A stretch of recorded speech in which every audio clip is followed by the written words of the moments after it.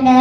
তুমি কত সুন্দর, তোমার চেয়ে বেশি নই। তুমি আমার স্বপ্ন, তুমি আমার জীবন। তুমি সাগরের প্রেম নিয়ে আমায় কাছে টেনে নিয়েছো, আর তুমি নীলিমার উদার সহজে আমাকে পরিতৃপ্ত করেছো। তোমার তুলনায় আমি নগণ্য, আমি মাটি, আর তুমি দূর আকাশের পূর্ণিমার চাঁদ। মাটি ছাড়া চাঁদের কোনো মূল্য নেই।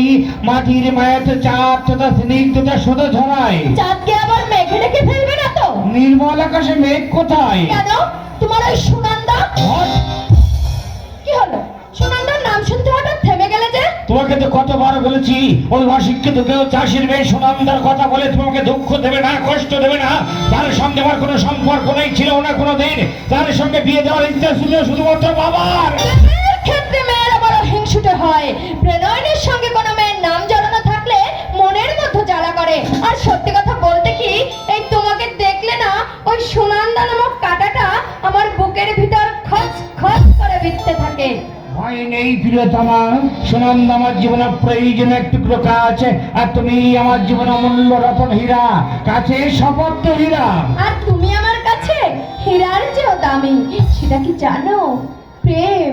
তুমি আমার প্রেমের রাজ্যের রাজা।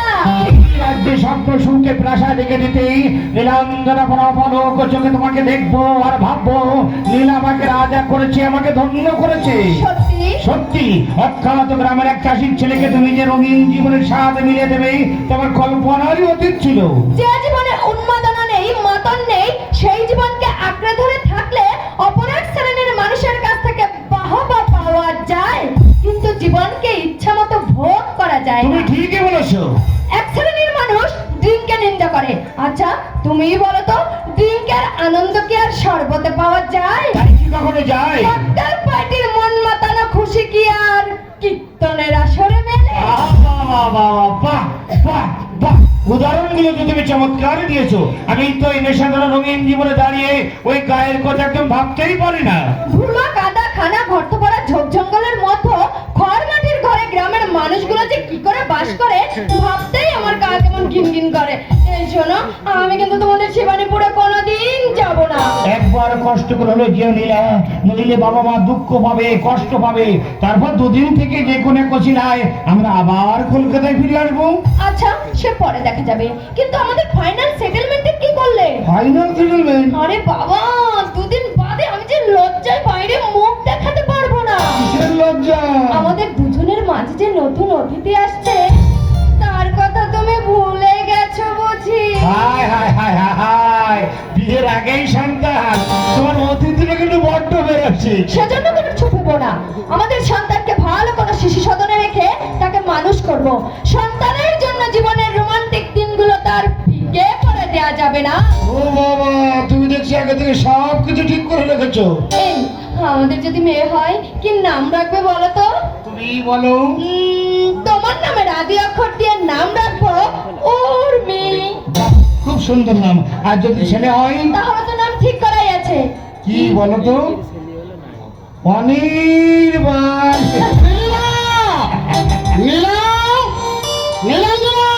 এই বাপি আসছে, ছাড়ো না। এসো বাপি, এসো এসো এসো। হ্যাঁ মানে উজ্জ্বলকে কয়েকটা দরকারি কথা বলতে এলাম। আগে বলুন।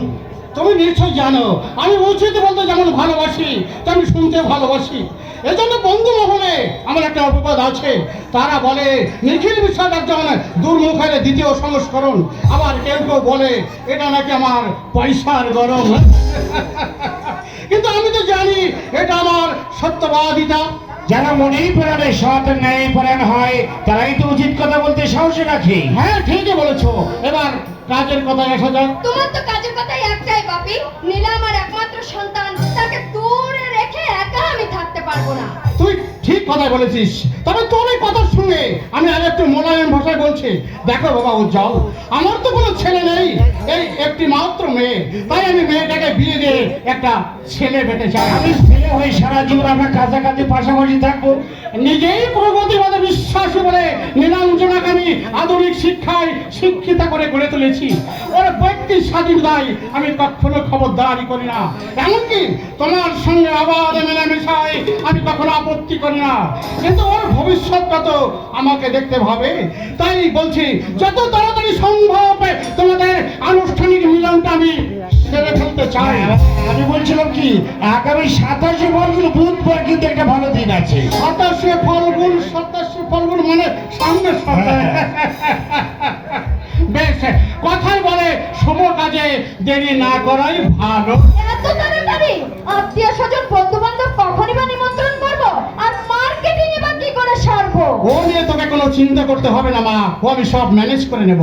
হ্যাঁ বাবা উজ্জ্বল, আগে বলুন। বলছিলাম নিজে কি করবে বলে ঠিক করেছো? ভাবছি ডাক্তারের উপর আপনার কথা মতো ফ্যাক্টরি দেখাশোনার দায়িত্ব নেব। সেই ভালো, ডাক্তারি পাস করে যে পয়সার জমবে তার তো কোনো নিশ্চয়তা নেই।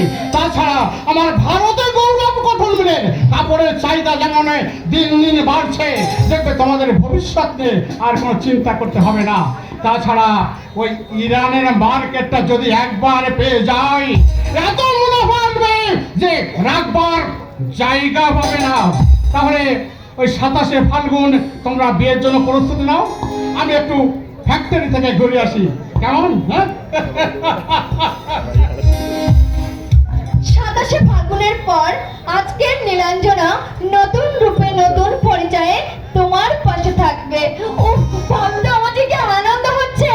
এত আনন্দ যার জন্য ভাবছি বিয়ের পরে সে বীরেশ্বরের বাড়িতে একটা জমজমাট পার্টি দেবো। অবশ্য পরীক্ষা দেওয়ার কথা বলে বাবার কাছে টাকা চেয়ে পাঠিয়েছি, অর্থাৎ টাকার কোনো অসুবিধা হবে না। বীরেশ্বরের বাড়ি পার্টি কেন? আরে বাবা, বীরেশ্বর তোমার সঙ্গে আমার পরিচয় করে দিয়েছিল কিনা, আজ রাজত্ব সহ রাজকন্যা পেতে চলেছি। পেতে চলেছি না, তবে বলো পেয়ে গেছো।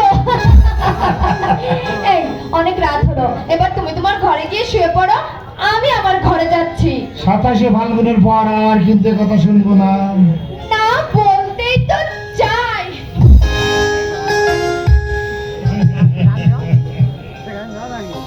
এখন নয়, এখন নয়, তবে 27